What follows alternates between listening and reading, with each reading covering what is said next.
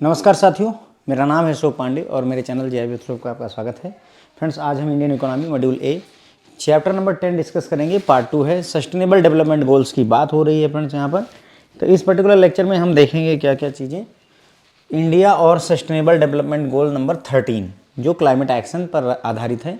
दूसरा, बैंक और climate change में क्या रिलेशनशिप है, और कारपोरेट सोशल रिस्पॉन्सिबिलिटी की भी बात करेंगे क्योंकि CSR के थ्रू हम SDG को पूरा कर सकते हैं, इसलिए ठीक है। तो डिस्कस करेंगे। तो देखिए, पहला टॉपिक है हमारा India and SDG 13 climate action, ठीक है। SDG नंबर 13 है एक्चुअल में ये, इसलिए मैंने इसे ब्रैकेट में लिखा है। तो इंडिया और सस्टेनेबल डेवलपमेंट गोल नंबर 13 जो कि क्लाइमेट एक्शन की बात करता है। तो India is committed to SDG 13 which calls for climate action. तो हमारा देश कमिटेड है भाई कि हम सस्टेनेबल डेवलपमेंट गोल्स का 13वां जो लक्ष्य है, 13वां गोल है जो कि क्लाइमेट एक्शन की बात करता है, उसके लिए कमिटेड हैं। इंडिया ने प्लेज किया है to achieve net zero emissions by 2070। India ने प्लेज किया हुआ है कि हम कार्बन डाइऑक्साइड का और जो है ग्रीन हाउस गैसेस का एमिशन 2070 तक जीरो कर देंगे during the United Nations conference of parties COP, ठीक है, यानी कि COP26 समिट जो कि ग्लासगो में हुई थी नवंबर 2021 में, ठीक है। तो ध्यान रखें, COP कॉन्फ्रेंस ऑफ पार्टीज किससे रिलेटेड है? क्लाइमेट चेंज से रिलेटेड है, ये बात हमें याद रखनी है। COP26 कहाँ हुआ था? ग्लासगो में हुआ था। हमारे देश ने कब तक जो है नेट जीरो इमिशन को अचीव करने का टारगेट रखा है सर? 2070 तक रखा हुआ है। अभी 25 चल रहा है, लगभग 45 है ना, 25 चल रहा है। हाँ, 45 बरस हमारे पास में होंगे, ठीक है। देखते हैं तब तक हम लोग रहेंगे कि नहीं रहेंगे। फिर ग्लासगो में ये हुआ था नवंबर 2021 में COP26, वहाँ पर ये कमिटमेंट की गई। तो उसके मतलब इस टारगेट को 2070 तक इंडिया ने कहा तो है कि हम नेट जीरो एमिशन करेंगे, पर कैसे करेंगे उसके लिए इंडिया हैज़ मेड 5 यानी पंचामृत कमिटमेंट्स। इंडिया ने 5 कमिटमेंट किए हैं जिनको पंचामृत का नाम दिया गया, ठीक है। इंडिया ने 5 कमिटमेंट किए हैं, किस चीज़ के लिए? नेट जीरो एमिशन को अचीव करने के लिए 5 कमिटमेंट किए हैं, और इन्हीं 5 कमिटमेंट को पंचामृत का नाम दिया गया है to combat the climate change, ठीक। तो इंडिया ने 5 कमिटमेंट किए हैं पंचामृत क्लाइमेट चेंज को मतलब जो है कॉम्बैट करने के लिए, लड़ने के लिए। पहला क्या कमिटमेंट है? Achieving the target of net zero emission by 2070 तक हम नेट जीरो एमिशन अचीव कर लेंगे, यानी कि हमारी green house gas production zero हो जाएगा। दूसरा, अचीविंग 500 गीगावाट की non fossil energy capacity by 2030 तक हम 500 गीगावाट बिजली पैदा करेंगे, वो भी कैसे?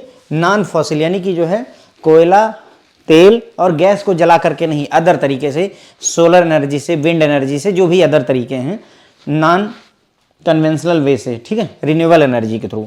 Fulfilling 50% of its energy requirements from renewable energy sources by 2030 तक हम अपनी एनर्जी की 50% आवश्यकताओं को रिन्यूएबल एनर्जी से पूरा करेंगे। किससे पूरा करेंगे? रिन्यूएबल एनर्जी से पूरा करेंगे, जैसे सोलर हो गया, विंड हो गया, सब रिन्यूएबल हैं, ठीक है। India will reduce the total projected carbon emissions by 1 billion ton from now onward till 2030, यानी कि ये 2021 में मीटिंग हुई है। देखिए कब हुई है? 2021 में COP26 की मीटिंग हुई है। तो 2021 से लेकर के 2030 के बीच में माय डियर फ्रेंड्स, ठीक है, 2030 के बीच में ये जो पीछे अगले 9 बरस हैं, इस 9 बरस के अंदर में इंडिया जो है 1 बिलियन टन कम जो है कार्बन डाइऑक्साइड प्रोड्यूस करेगा, ठीक है, घटा देगा। जितना करेंगे उसमें 1 बिलियन टन कम करेंगे, ऐसा हमारा टारगेट है। 5वां हमारा है, 5वां कमिटमेंट पंचामृत में से 5वां, India will reduce the carbon intensity of its economy by less than 45% by 2030। तो एक है सिर्फ 2070 तक, बाकी सारे टारगेट यहाँ 2030 तक के लिए रखे गए हैं। तो अपनी कार्बन की जो इंटेंसिटी है उसको हम 45% घटा देंगे, carbon intensity of its economy, यानी कि हम कार्बन पर जितना आधारित हैं हमारी इकोनॉमी, उसको 45% से घटा देंगे 2030 तक, ठीक है। तो ये पंचामृत 5 कमिटमेंट्स जो है हमारे कंट्री ने करा हुआ है ग्लासगो में जब COP26 हुई थी। At the COP26 meeting India also announced OSOWOG यानी 1 सन 1 वर्ल्ड 1 ग्रिड। हमने कौन सी स्कीम लाई है सर? हमने 1 सन 1 वर्ल्ड 1 ग्रिड की योजना लाई COP26 में, with the goal of harnessing solar energy and ensuring that generated electricity get the gets to place it need that need it most. मतलब कहने का इनका ये है कि COP26 की मीटिंग जो ग्लासगो में हुई उसी दौरान इंडिया ने one sun one world one grid योजना पर भी बात की, ठीक है, जिसमें उद्देश्य है वन ग्रिड मतलब सोलर एनर्जी को हम बेहतर तरीके से यूज करेंगे, ठीक है, और इंश्योर करेंगे कि इलेक्ट्रिसिटी वहाँ पर पहुँचे जहाँ उसकी ज़रूरत है, ठीक है। आप ध्यान दें, अभी गवर्नमेंट की स्कीम चल रही है, आप 3 किलोवाट वगैरह का अगर जो है 3 किलोवाट का कनेक्शन अगर लेते हैं सोलर पे तो 1,08,000 रुपये सब्सिडी दी जा रही है सरकार के द्वारा। वो इसी का ही लक्ष्य है, सस्टेनेबल डेवलपमेंट गोल के तहत ही ऐसा किया जा रहा है कि अगर आप सोलर पावर लगवाते हैं अपने घर पे, और आप शहरों में अगर देखें तो पहले के मुकाबले सोलर पैनल बहुत ज़्यादा हैं। आप छतों पर देखेंगे तो अमूमन, शहरों की बात करता हूँ, गांव की नहीं, शहरों में मेरे ख्याल से 10 में से 5-6 घर तो आपको 100% मिल जाएंगे जहाँ पर ये मतलब सोलर पैनल लग गए हैं। India has launch the plastic hackathon 2021 campaign to ensure that the country is free of single use plastic in 2022। तो सवाल यहाँ से क्या बन सकता है कि प्लास्टिक हैकाथन 2021 किस लिए करवाई गई थी? तो सर इंडिया को सिंगल यूज प्लास्टिक से आज़ाद करवाना, कंट्री को 2022 तक सिंगल यूज प्लास्टिक से आज़ाद करवाने के लिए प्लास्टिक हैकाथन का आयोजन करवाया गया था, ठीक है। तो वो यही है इसमें। उसके बाद आगे बढ़ें तो the updated NDC nationally determined contribution NDC था, पिछले लेक्चर में हमने देखा था। एम्स इंक्लूड लाइफ का फुल फॉर्म है life style for environment is a की फॉर कम्बैटिंग क्लाइमेट चेंज। तो बस यहाँ बस इसको मैंने शॉर्टकट किया हुआ है और आगे पीछे भी डिटेल थी, लेकिन आप ध्यान रखें कि लाइफ का फुल फॉर्म क्या है, लाइफ स्टाइल फॉर इन्वायरमेंट। इसका लाइफ स्टाइल फॉर इन्वायरमेंट जो है ये क्लाइमेट चेंज को कॉम्बैट करने का एक तरीका है, okay. A primary role of sustainable finance group SFG, primary role of sustainable finance group would be to suggest strategies that could be adopted by regulated entity, यानी बैंक वगैरह द्वारा। मतलब सस्टेनेबल फाइनेंस ग्रुप बनाया गया है, SFG बनाया गया है, किस उद्देश्य से बनाया गया है कि ये सजेस्ट करेंगे तरीके, स्ट्रेटजी, रणनीति बताएंगे जिनको रेगुलेटेड एंटिटी यानी कि RE बैंक द्वारा अडॉप्ट किया जाएगा। किस लिए? To propagate sustainable practices, mitigate climate related risk and develop guidelines for the integration of climate risk into their risk management framework, ठीक है। तो ये उद्देश्य है। रेगुलेटेड एंटिटी जो थी हमारी फ्रेंड्स, ठीक है, उनको बताया जाएगा कि कैसे सस्टेनेबल प्रैक्टिसेस को अडॉप्ट किया जा सकता है, कैसे क्लाइमेट रिलेटेड रिस्क को कम किया जा सकता है, साथ ही साथ में ऐसी गाइडलाइन को डेवलप किया जाएगा ताकि जो है क्लाइमेट रिस्क का इंटीग्रेशन किया जा सके उनके रिस्क मैनेजमेंट फ्रेमवर्क में। किसके? बैंक के रिस्क मैनेजमेंट फ्रेमवर्क में क्लाइमेट रिस्क को भी इंटीग्रेट किया जाएगा, ठीक है।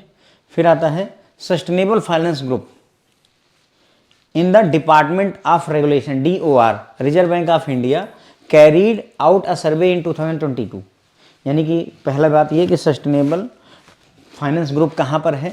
तो सर ये रिजर्व बैंक ऑफ इंडिया के डिपार्टमेंट ऑफ रेगुलेशन में आता है। डिपार्टमेंट ऑफ रेगुलेशन के अंदर में रिजर्व बैंक ऑफ इंडिया के अंदर एक डिपार्टमेंट है, डिपार्टमेंट ऑफ रेगुलेशन, उसके अंदर में बनाया गया सस्टेनेबल फाइनेंस ग्रुप। उसने क्या किया, 2022 में एक सर्वे करवाया जनवरी में, to assess the status of climate risk and sustainable finance in the leading scheduled commercial bank. मतलब ये जानने का कि क्लाइमेट रिस्क और सस्टेनेबल फाइनेंस में हमारी क्या स्थिति है बैंकों में, ये जानने के लिए एक सर्वे करवाया गया। किसके द्वारा? सस्टेनेबल फाइनेंस ग्रुप द्वारा। यही ग्रुप जिसका उद्देश्य था बैंकों को ये गाइड करना कि कैसे स्ट्रेटजी बनाया जाए क्लाइमेट से रिलेटेड, ठीक है। रिस्पॉन्स जो आया, the response indicate that although banks have begun taking steps in the area of climate risk and sustainable finance, there remains a need for concerted effort and further action in this regard। मतलब जो सर्वे का response आता है उसमें ये पता चलता है कि हाँ बैंकों ने क्लाइमेट रिस्क और सस्टेनेबल फाइनेंस के क्षेत्र में काम करना शुरू कर दिया है, लेकिन अभी और भी बेहतर काम करने की और फर्दर एक्शन लेने की, मेहनत करने की अभी भी ज़रूरत है, ओके। सब्सिक्वेंटली क्या हुआ, रिजर्व बैंक ऑफ इंडिया ने रिलीज किया एक डिस्कशन पेपर, RBI ने रिलीज, किस चीज़ पर आधारित? Climate risk and sustainable finance पर। कब? 27 जुलाई 2022 को। और has invited comments from regulated entities and other stakeholders, ठीक है। सब्सिक्वेंटली क्या असर हुआ कि रिजर्व बैंक ऑफ इंडिया ने एक डिस्कशन पेपर लाया क्लाइमेट रिस्क और सस्टेनेबल फाइनेंस के बारे में 2022 में, और लोगों से कमेंट करने के लिए बोला उसके लिए, ठीक है। मतलब काम की ज़्यादा बात नहीं है, लेकिन हाँ ये है कि आरबीआई क्या करती है, किसी भी चीज़ को इम्प्लीमेंट करने से पहले लोगों के फीडबैक लेती है कि हमें क्या करना है। क्लाइमेट रिस्क और सस्टेनेबल डेवलपमेंट में आपकी क्या राय है, बैंकों की क्या राय है, और जनता की क्या राय है, इन्वेस्टर्स की क्या राय है, ये सारी चीज़ें देखी जाती हैं। At United Nation climate summit COP27 हुई कहाँ, इजिप्ट में COP27, और COP26 कहाँ हुई थी, ग्लासगो में। COP26 कहाँ हुई थी, ग्लासगो में हुई थी, और COP27 जो है आयोजित की जाती है इजिप्ट में नवंबर 2022 में। The member countries has reached a consensus to establish a fund to address losses and damage due to climate change induced disasters. मतलब जब COP27 इजिप्ट में हुआ तो वहाँ जितने भी मेंबर कंट्री हैं उन सब ने सहमति भरी कि भाई हम एक फंड क्रिएट करेंगे। उस फंड से क्या क्या किया जाएगा, एक फंड बनाएंगे जिससे जो भी क्लाइमेट चेंज से रिलेटेड डिजास्टर्स हैं, क्लाइमेट चेंज की वजह से जो भी डिजास्टर्स आएंगे उनको एड्रेस करने के लिए, उनमें जो लॉस होगा, जो डैमेज होगा, उसकी क्षतिपूर्ति करने के लिए ये फंड काम में आएगा। ऐसा डिसीजन COP27 में लिया गया है। ठीक है, काम की बात रेड में लिखी हुई है। ठीक है, तो हमने यहाँ पर बातें करी फ्रेंड्स, जो है अभी तक क्या क्या बातें करी हमने देखा। ओके, पहला इसमें क्वेश्चन बनते जाएंगे, मैं बताता चलूँगा आपको क्वेश्चन क्या हो सकता है। पहला हमने देखा कि जो है इंडिया और sustainable development goal number 13 SDG 13 क्या है, 17 गोल हैं, 13वां क्या है, क्लाइमेट एक्शन से रिलेटेड है। ठीक है, इसके लिए इंडिया कमिटेड है। हमने प्लेज किया है नेट जीरो इमिशन अचीव करने का। इंडिया जो है नेट जीरो इमिशन करेगी, ग्रीन हाउस गैस पैदा ही नहीं होंगी 2070 तक। पहली चीज़, कब तक, 2070 तक। पहला सवाल ये कमिटमेंट कहाँ की गई, COP26 समिट में की गई। COP26 क्या होता है, कॉन्फ्रेंस ऑफ पार्टीज होता है, किससे रिलेटेड है, क्लाइमेट चेंज से रिलेटेड। ठीक है, COP26 कहाँ हुई थी, ग्लासगो में हुई थी, 2021 में हुई थी। ठीक है, तो ये क्वेश्चन बन सकते हैं। नेट जीरो इमिशन का टारगेट पूरा करने के लिए इंडिया ने क्या करा हुआ है, मतलब कि ये SDG 13 को पूरा करने के लिए इंडिया ने पंचामृत कमिटमेंट्स किए हुए हैं। क्लाइमेट चेंज को कॉम्बैट करने के लिए इंडिया ने 5 पंचामृत कमिटमेंट्स किए हैं। ये 5 कमिटमेंट जो है पंचामृत कहलाए, बहुत इंपॉर्टेंट है, इसलिए येलो मार्क किया हुआ है मैंने। तो पंचामृत कमिटमेंट क्या क्या हैं, याद रखें, एग्जाम में पूछे जाने के पूरे चांस है। पहला, नेट जीरो इमिशन 2070 तक अचीव करना है। 500 gigawatt non fossil energy capacity 2030 तक लेनी है।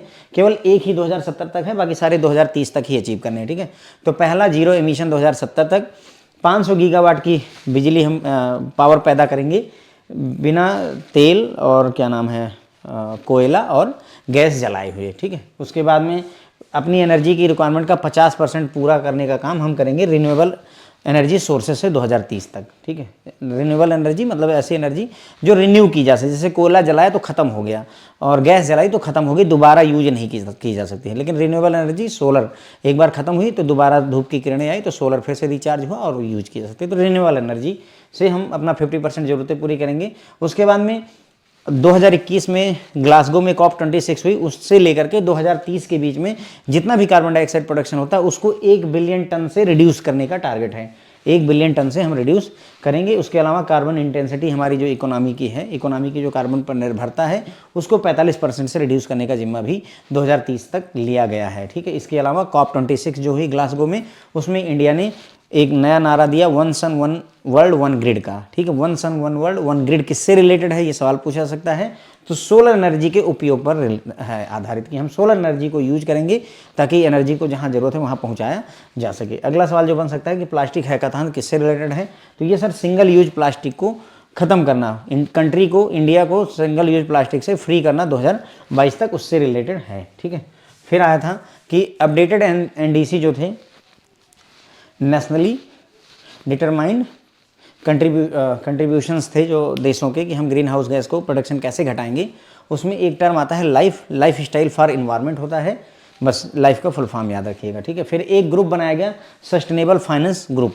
कहाँ है ये sir, reserve Bank of India में ही डिपार्टमेंट ऑफ रेगुलेशन के अंतर्गत आता है सस्टेनेबल फाइनेंस ग्रुप। किस लिए बनाया गया था, ताकि ये स्ट्रेटजी बता सकें, ऐसी स्ट्रेटजी बनाएं जिनको बैंकों द्वारा अडॉप्ट किया जा सके क्लाइमेट रिलेटेड रिस्क को कम करने के लिए। ठीक है, सस्टेनेबल प्रैक्टिसेस को अपनाने के लिए, और अपने जो रिस्क का फ्रेमवर्क है उसमें क्लाइमेट रिस्क को भी, जैसे मार्केट रिस्क, क्रेडिट रिस्क, सारे रिस्क को इंक्लूड रखते हैं बैंक, वैसे ही क्लाइमेट रिस्क को भी अपने रिस्क मैनेजमेंट फ्रेमवर्क में शामिल करें। ठीक है, सस्टेनेबल फाइनेंस जो ग्रुप था वो RBI के डिपार्टमेंट ऑफ रेगुलेशन में आता है। उसने जो है एक जनवरी 2022 में एक जो है सर्वे किया और उसमें पाया कि ये जानने की कोशिश की कि क्लाइमेट रिस्क और सस्टेनेबल फाइनेंस में बैंकों की क्या स्थिति है। तो उन्होंने देखा कि जो है बैंकों ने क्लाइमेट रिस्क और सस्टेनेबल फाइनेंस के लिए एक्शन तो लेना शुरू कर दिया है, लेकिन फिर भी और ज़्यादा वर्क करने की हमें ज़रूरत है। इसी कड़ी में आरबीआई ने एक पेपर लॉन्च किया, climate risk and sustainable finance. तो उसी कड़ी में एक पेपर रिलीज किया जिसका नाम है climate risk and sustainable finance 2022 में, और लोगों के कमेंट उसने आरबीआई ने मांगे हुए हैं। यूनाइटेड नेशन की एक क्लाइमेट समिट और हुई जिसे COP27 कहा गया। कॉन्फ्रेंस ऑफ पार्टीज होता है फ्रेंड्स, इसका मतलब इजिप्ट में हुई थी। इसकी पहले वाली 26 जो है ग्लासगो में हुई थी, और ये नंबर है इसका ईयर से लेना नहीं। COP27 27वीं मीटिंग है, 28 28वीं मीटिंग होगी। ओके, नवंबर 2022 में ये मीटिंग बुलाई जाती है। वहाँ पर सभी देशों ने सहमति दी कि हाँ ठीक है, एक फंड बनाया जाएगा जिसका उपयोग अगर जो है क्लाइमेट चेंज की वजह से जो भी डिजास्टर्स आएंगे, जो भी बाधाएँ आपदाएँ आएंगी, उसकी भरपाई करने के लिए किया जाएगा। ठीक है, अब अगला टॉपिक लेंगे बैंक्स एंड क्लाइमेट चेंज के बारे में। बैंक और क्लाइमेट चेंज का क्या रिलेशन है, बैंक कैसे क्लाइमेट चेंज में हेल्प कर सकते हैं। ठीक है, तो climate change is a major economic concern, मतलब बहुत बड़ा कंसर्न है भाई। जो है क्लाइमेट चेंज इकोनॉमी को बहुत प्रभावित करेगा। हम बहुत तेज़ी से ग्रो करने के लिए आगे बढ़े तो हैं, हमें और बड़ा बनना है और अमीर बनना है, बनिए, लेकिन अगर आपका स्वास्थ्य ही नहीं सही रहेगा तो अमीर बन के करिएगा क्या। वही बात यहाँ पर है कि आप आगे बढ़िए, लेकिन अगर इन्वायरमेंट ही नहीं बचेगा, हर दिन आपदाएं ही आती रहेंगी, तो फिर इतनी तरक्की का क्या किया जाएगा। तो क्लाइमेट चेंज जो है इकोनॉमिक कंसर्न है। Even in the best case scenario the climate crisis would have an impact on every sector of Indian economy in the coming year. अगर सब कुछ सही रहे, बेस्ट केस सिनारियो भी सब कुछ अच्छा रहे, तो भी अगर क्लाइमेट क्राइसिस होती है तो हर एक सेक्टर इंडियन इकोनॉमी का प्रभावित होगा। एज पर प्रोजेक्शन, जो अनुमान लगाया गया है, इंडियन इकोनॉमी जो है फेस करेगी काफ़ी सारे चैलेंजेस को फ्यूचर में, भविष्य में इंडियन इकोनॉमी काफ़ी सारे चैलेंजेस फेस करने वाली है।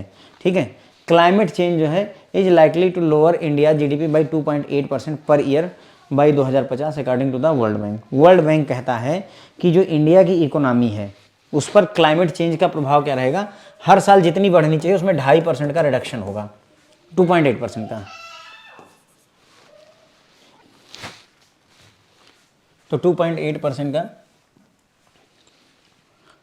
रिडक्शन होने वाला है 2050 तक, बाई 2050। ठीक है, तो इंडिया की जो है क्लाइमेट चेंज की वजह से इंडिया की जो जीडीपी है वो 2050 तक पर ईयर 2.8% जो है घटती रहेगी। The Indian banking industry has a key role to play in responding to the climate crisis both in terms of managing the risk and funding the India's energy transition.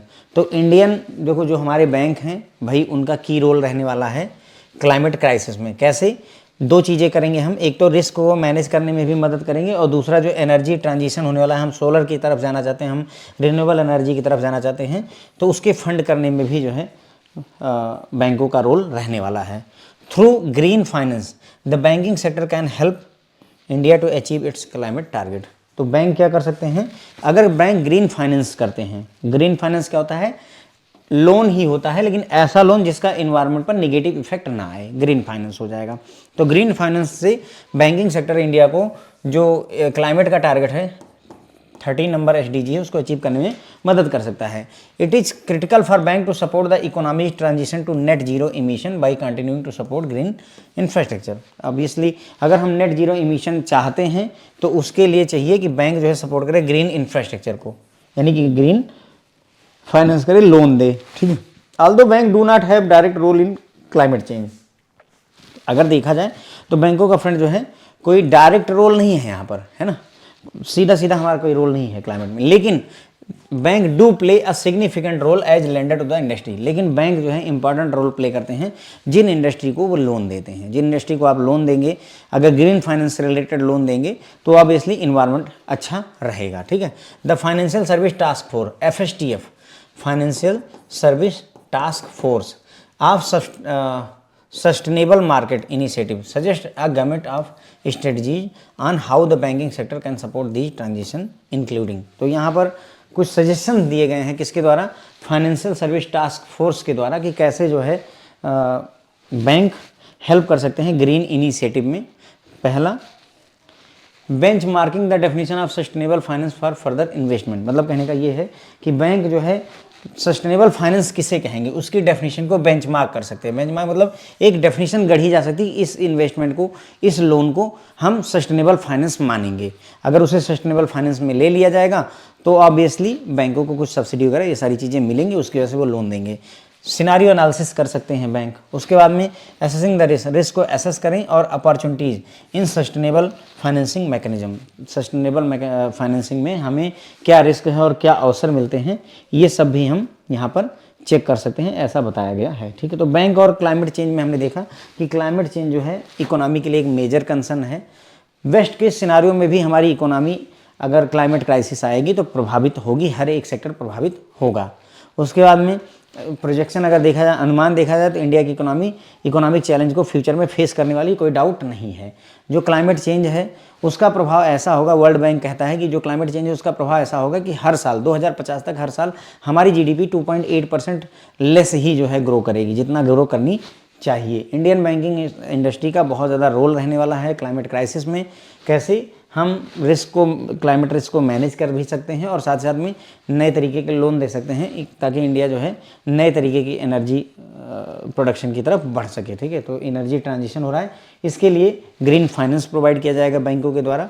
Green finance वो finance होता है जिससे ऐसा loan, जिस चीज़ के लिए loan दे रहे हो उस चीज़ का प्रभाव इन्वायरमेंट पर ना पड़े, तो उसे ग्रीन फाइनेंस कहते हैं। इंडिया में अगर आप चाहते हैं कि हम नेट जीरो इमिशन अचीव करें तो उसके लिए ग्रीन इंफ्रास्ट्रक्चर को सपोर्ट करना पड़ेगा बैंकों द्वारा ग्रीन फाइनेंस दे करके। ठीक है, उसके बाद में बैंकों का कोई डायरेक्ट रोल नहीं होता है, सीधा रोल नहीं हमारा क्लाइमेट चेंज में, लेकिन फिर भी हम लेंडर ऑफ इंडस्ट्री होते हैं, इंडस्ट्रीज़ को लोन देते हैं, तो ऐसे में हमारा मतलब हमारा अहम रोल जरूर आ जाता है। अगर हम ऐसी इंडस्ट्री को फाइनेंस ही ना करें जो हमारे इन्वायरमेंट को नुकसान करती हैं तो भी हम रोक सकते हैं, या ऐसी इंडस्ट्री को लोन दे जो ग्रीन फाइनेंस को बढ़ावा देती हैं, इन्वायरमेंट को फ़ायदा देती हैं, तो उससे भी हम मतलब जो है ये रिस्क क्लाइमेट चेंज को कंट्रोल कर सकते हैं। इसी कड़ी में फाइनेंशियल सर्विस टास्क फोर्स बनाई गई है। उसने जो है कई सारे जो है स्ट्रेटजी बताई हुई है कि कैसे जो है मतलब इंडिया के जो नेट जीरो इमिशन का टारगेट है उसको कैसे अचीव किया सकता है। तो इसके लिए बैंक जो है बेंचमार्क कर सकते हैं, सस्टेनेबल फाइनेंसिंग की डेफिनेशन को अपने हिसाब से गढ़ सकते हैं। सिनारियो एनालिसिस की जा सकती है, कैसा सिनारियो में क्या स्थिति रहने वाली है, जो रिस्क है और अपॉर्चुनिटी है सस्टेनेबल फाइनेंसिंग मैकेनिज्म में, उसको भी एसेस कर सकते हैं। फिर आता है फ्रेंड्स हमारा अगला और लास्ट टॉपिक है CSR, कारपोरेट सोशल रिस्पॉन्सिबिलिटी। तो देखिए कारपोरेट सोशल रिस्पॉन्सिबिलिटी एकदम सिंपल टर्म में पहले समझते हैं, फिर इसके बाद में सिंपली अगर समझिए होता क्या है, जितनी भी फ्रेंड्स कंपनियां होती हैं अगर उनका प्रॉफिट एक सर्टेन अमाउंट से ज़्यादा होता है तो गवर्नमेंट बोलती है कि जितना भी तुम्हारा प्रॉफिट है उसका कम से कम 2% आप समाज की भलाई में खर्चा करें, समाज की भलाई में खर्चा करें। कारपोरेट सोशल रिस्पॉन्सिबिलिटी, कारपोरेट मतलब कंपनियां, उनकी सामाजिक जिम्मेदारी दी गई है, उनको सामाजिक जिम्मेदारी दी गई है। जैसे आप गरीबों के लिए घर बनवा सकते हैं, कहीं मंदिर बनवा सकते हैं, कहीं पर जो है नल वगैरह लगवा सकते हैं, सैनिटेशन की, शौचालय की व्यवस्था करवा सकते हैं, या फिर किसी विद्यालय का पुनरुद्धार कर सकते हैं, कुछ भी ऐसे काम आप करवा सकते हैं। तो इसी चीज़ को ही फ्रेंड जो है कारपोरेट सोशल रिस्पॉन्सिबिलिटी कहा जाता है। ठीक है, the aim of CSR, corporate social responsibility, is to voluntarily incorporate economic, social and environmental obligation into businesses operation in order to achieve long term growth and demonstrate a beneficial impact on environment, employees, consumers, shareholders and communities. तो वही बात बोली जा रही है कि भाई voluntarily, CSR में वॉलंटरली क्या होता है कि इकोनॉमिक, सोशल और एनवायरमेंटल ऑब्लिगेशंस को पूरा किया जाता है। ठीक है, जिससे जो ओवरऑल ग्रोथ है उसको अचीव किया जा सके और सभी लोगों का फ़ायदा हो, इन्वायरमेंट का फ़ायदा हो, एम्प्लॉय का, शेयर होल्डर्स का, सबका फ़ायदा होना चाहिए। CSR किस जो है एक्ट में डिफाइंड है, तो सर CSR कंपनीज एक्ट 2013 के सेक्शन 135 में डिफाइंड है। ध्यान रखिए, लीगल प्रोविजन, CSR के लिए लीगल प्रोविजन कहाँ पर है, तो कंपनीज एक्ट 2013 के सेक्शन 135 में इसकी बात की गई है। बोथ SDG और इंडियन CSR यानी सस्टेनेबल डेवलपमेंट गोल्स और इंडियन कारपोरेट सोशल रिस्पॉन्सिबिलिटी जो रूल थे वो सेम ही समय पर, सेम टाइम पर अडॉप्ट किए गए थे, और इनमें जो है मतलब सस्टेनेबल ग्रोथ को आगे ले जाने की दोनों में ही क्षमता है, दोनों में ही मतलब जो है सस्टेनेबल डेवलपमेंट गोल को आगे ले जाने की क्षमता है। कंपनीज एक्ट 2013 का शेड्यूल 7 जो है वो प्रोवाइड करता है overall definition of CSR effort, direction provide करता है। CSR एफर्ट्स की, यानी कि CSR में क्या क्या किया जा सकता है उसकी बात कहाँ की गई है? तो सर कंपनीज एक्ट 2013 के शेड्यूल 7 में CSR के तहत क्या क्या एक्ट किए जा सकते हैं उनकी बात की गई है। SDGs are measurable target the result from CSR program. Sustainable development goals जो है वो मापे जाने वाले टारगेट्स होते हैं जो रिजल्ट है इसका CSR प्रोग्राम्स का। मतलब क्या है, अगर आप CSR करेंगे, कॉर्पोरेट सोशल रिस्पॉन्सिबिलिटी निभाएंगे, तो उसका अल्टीमेटली असर ये होगा कि हमारे SDG पूरे हो जाएंगे, सस्टेनेबल डेवलपमेंट गोल पूरे हो जाएंगे। अगर ये गरीबों के लिए घर बनवा दें हम CSR के तहत, कंपनी घर बनवा दें, तो ऑब्वियसली क्या होगा, पॉवर्टी घटेगी, सस्टेनेबल डेवलपमेंट गोल पूरा होगा। साफ़ सुथरे पानी की टंकी लगवा दें, व्यवस्था करवा दें। एक CSR एक्टिविटी के लिए हमने जो है साफ़ सुथरा पानी, हाइजीनिक वाटर, सैनिटेशन प्रोवाइड किया, सस्टेनेबल डेवलपमेंट गोल पूरे हुए, वही बता रहा है यहाँ पर। ठीक है, businesses through CSR play a key role in facilitating SDG implementation. तो बिजनेस जो है CSR के थ्रू SDG को इम्प्लीमेंट करने में काफ़ी मदद करते हैं। ठीक है, बहुत सारे several SDGs are associated to schedule 7 activities of the companies act 2013। तो बोल रहे हैं कि कंपनीज एक्ट 2013 के शेड्यूल 7 में बहुत सारी ऐसी एक्टिविटीज़ हैं जो कि SDG से जुड़ी हुई हैं, सस्टेनेबल डेवलपमेंट गोल से जुड़ी हुई हैं। CSR से अटेम्प्ट किया जाता है भूखमरी को कम करना, गरीबी को कम करना, माल न्यूट्रिशन मतलब पोषक तत्व ना मिल पाना, इन सब चीज़ों को CSR के थ्रू ख़त्म करने का प्रयास किया जाता है। और ये सभी के सभी फ्रेंड्स जो है अगर आप देखोगे तो ये SDG का पार्ट हैं। ये सभी क्या हैं? Sustainable development goal, no hunger, no poverty, है ना, माल न्यूट्रिशन, ये सब उसी का ही पार्ट है। It intends to promote health care, preventive health care and sanitation by contributing to the central government's Swachh Bharat Kosh program to promote sanitation and ensure availability of safe drinking water. तो जो CSR है friends वो है corporate social responsibility, वो promote करता है health care को, preventive health care को और साफ़ सुथरे चीज़ों को प्रमोट करने की कोशिश करता है। और ये कंट्रीब्यूट करता है कि सेंट्रल गवर्नमेंट एक स्कीम लाई हुई है स्वच्छ भारत कोष। ठीक है, तो स्वच्छ भारत कोष में भी CSR मदद करता है, जिसमें क्या किया जाता है, सैनिटेशन को प्रमोट किया जाता है और इंश्योर किया जाता है कि सेफ ड्रिंकिंग वाटर अवेलेबल रहे, सेफ ड्रिंकिंग वाटर अवेलेबल रहना चाहिए।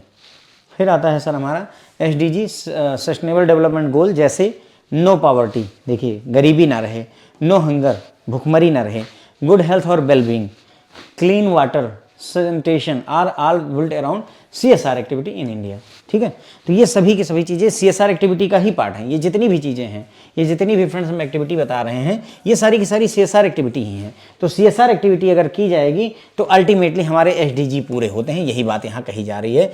No poverty, zero hunger, good health wellbeing, clean water and sanitation, ये सारे SDG हैं और ये CSR एक्टिविटी के थ्रू पूरे होते हैं। इंडिया में, in India companies are now free to spend more than mandated 2% of their net profit on CSR in any year. मतलब इंडिया में अब आज़ाद है कंपनियां कि वो अपने नेट प्रॉफिट का 2% से ज़्यादा भी स्पेंड कर सकती हैं CSR में। और अगर किसी समय मान लो कोई एक्सेस अमाउंट खर्चा कर दी जाए, 2% से ज़्यादा आपने खर्चा कर दिया है, तो उसको सेट ऑफ किया जा सकता है अगले साल के फ्यूचर ईयर के CSR पर। ठीक है, से कि हमारा 2% बन रहा था 100 रुपये, लेकिन मैंने क्या किया, खर्चा कर दिया 120 रुपये। तो सरकार बोलती है कोई बात नहीं, 100 रुपये तो इस बार खर्चा करना था, इस बार 100 रुपये खर्चा कर दो। अगली बार मान लो तुम्हें 200 रुपये खर्चने हैं तो 200 मत खर्चा करो, 20 कम ही खर्चा कर दोगे तो भी हम मान लेंगे, 180 रुपये से भी चल जाएगा। क्यों? क्योंकि खर्चने थे 100 और आपने 20 ज़्यादा कर दिए, तो दैट इज़ ओके। ये इस तरीके से है। ठीक है, तो ध्यान रखें इस बात को कि भाई CSR में 2% से ज़्यादा अगर खर्चा हो गया तो वो अगले साल जो है मैनेज किया जा सकता है।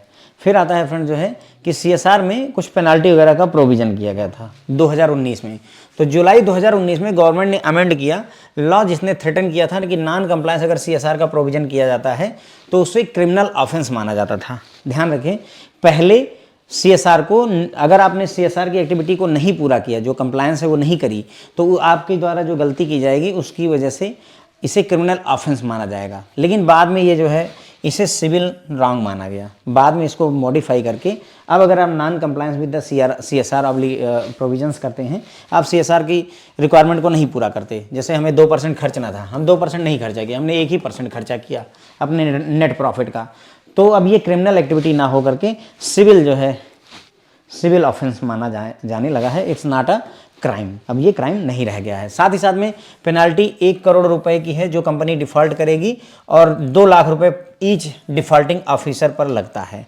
ठीक है, उसके पहले क्या था? उसके पहले था सर, जेल करवा दी जाती थी मैक्सिमम 3 साल के लिए, मैक्सिमम 3 साल के लिए जेल करवा दी जाती थी। ठीक है, तो 2 चेंजेज हुए। पहला चेंज क्या हुआ है, एक तो ये अब क्रिमिनल ऑफेंस नहीं रह गया, सिविल ऑफेंस है। पहली चीज़ ये क्रिमिनल ऑफेंस नहीं है, सिविल ऑफेंस है, पहला चीज़। दूसरा जो चेंज आया है वो ये है कि पहले जेल करवा दी जाती थी, इम्प्रिजनमेंट हो जाता था, मैक्सिमम 3 साल के लिए जेल करवा दी जाती थी ऑफिसर को। अब जेल का प्रोविजन ना करके कंपनी के ऊपर 1 करोड़ की पेनाल्टी और ऑफिसर के ऊपर 2 लाख रुपए पर ऑफिसर की पेनाल्टी का प्रोविजन कर दिया गया है। ठीक है, तो ये इतने सारे चेंजेस लॉ में किए गए। आप समझ रहे होंगे CSR कितना ज़्यादा सीरियसली लिया गया कि आपको 3 साल की जेल होती थी। ठीक है, इतना सीरियस था। और इसे क्या माना जाता था? पहले क्राइम ऑफेंस माना जाता था, यानी कि आपने कोई कमिट किसी का मर्डर कर दिया है, कुछ इस लेवल पर इसको माना जाता था। ठीक है, तो दैट इज ये मतलब सरकार का था कि लोग इसकी गंभीरता को समझे, उसे इंप्लीमेंट करें। ठीक है, तो कॉर्पोरेट सोशल रिस्पॉन्सिबिलिटी में हमने देखा कि भाई सिंपल बात करते हैं कि CSR जो है कंपनीज एक्ट 2013 के सेक्शन 135 में डिफाइंड है। सस्टेनेबल डेवलपमेंट गोल और CSR लगभग एक जैसे होते हैं और दोनों में ही सस्टेनेबल ग्रोथ को आगे बढ़ाने की क्षमता होती है। कंपनीज एक्ट 2013 का शेड्यूल 7 जो है ओवरऑल डायरेक्शन देता है CSR के बारे में। अगर CSR किया जाएगा तो उसका रिजल्ट होगा कि हम SDG अचीव कर पाएंगे। ठीक है, बिजनेस CSR के थ्रू एक की रोल अदा करते हैं SDG के इम्प्लीमेंटेशन में। बिजनेस CSR के थ्रू एक की रोल अदा करते हैं SDG इम्प्लीमेंटेशन में। ओके, यानी कि बिजनेस CSR करेगा तो बदले में SDG पूरे होंगे। बहुत सारे SDG ऐसे हैं जो कंपनीज एक्ट 2013 की शेड्यूल 7 एक्टिविटी से जुड़े हुए हैं, जैसे हंगर को हम मिटाना, पॉवर्टी को घटाना, माल न्यूट्रिशन को घटाना, ये सभी जो है शेड्यूल 7 में डिफाइंड है। शेड्यूल 7 CSR की शेड्यूल 7 में डिफाइंड है। ठीक है, अब शेड्यूल 7 कंपनीज एक्ट में हंगर एलिमिनेशन, पॉवर्टी और माल न्यूट्रिशन की बात की गई, और यही बात तो हम करते हैं जो है SDG में भी कि कोई पॉवर्टी न रहे, कोई जीरो हंगर रहे, गुड हेल्थ सैनिटेशन, ये सारी चीज़ें क्या हैं? ये SDG हैं। फिर उसके बाद में हमने देखा कि अगर कोई कंपनी, पहले क्या था 2% करना ही करना है नेट प्रॉफिट का, लेकिन अब आज़ाद किया गया कि अगर आप 2% से ज़्यादा भी नेट प्रॉफिट का अपने करते हैं CSR पर किसी साल में, तो जो एक्सेस मनी है वो अगले साल एडजस्ट की जा सकती है, सेट ऑफ की जा सकती है फ्यूचर में। ठीक है, उसके बाद में पहले CSR का नॉन कंप्लायंस जो है क्रिमिनल एक्टिविटी, क्रिमिनल ऑफेंस माना जाता था। पहले इसे क्रिमिनल ऑफेंस माना जाता था, अब इसे सिविल ऑफेंस माना जाने लगा है। ठीक है, क्रिमिनल ऑफेंस ना होकर के ये सिविल ऑफेंस है। ठीक है, और उसके बाद में पहले 3 साल की मैक्सिमम जेल हो सकती थी आपको, अब उसी जगह पर 1 करोड़ रुपए का, जिस कंपनी ने डिफ़ॉल्ट किया उस पर 1 करोड़ की पेनाल्टी, और जिस ऑफिसर ने डिफ़ॉल्ट किया है उस पर 2 लाख रुपए की कम से कम पेनाल्टी लगती है। एटलीस्ट की बात यहाँ पर की गई है, कम से कम 2 लाख रुपए की पेनाल्टी हर एक डिफ़ॉल्टिंग ऑफिसर के ऊपर लगती है CSR में। ठीक है, तो ध्यान रखें, अब CSR जो है का नॉन कंप्लायंस, अगर आप CSR को फॉलो नहीं करते हैं तो वो फ्रेंड्स जो है एक क्राइम नहीं रह गया है। ठीक है, इट्स नॉट अ क्राइम, ये एक सिविल ऑफेंस है। ठीक है friend, thank you so much.